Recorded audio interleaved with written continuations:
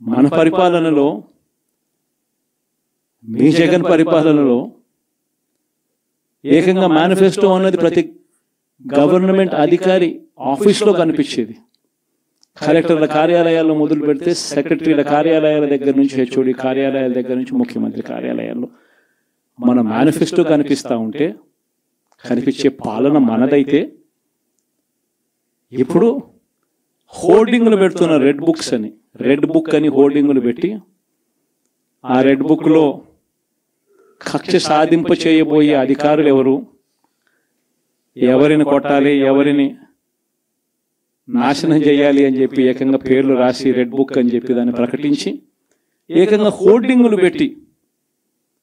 ఆ red book అనేది ఏదో ఘనకార్యం చేస్తూ ఉన్నట్టుగా ఆ రెడ్ బుక్స్లో ఉన్న పేర్లన్నింటినీ కూడా మేము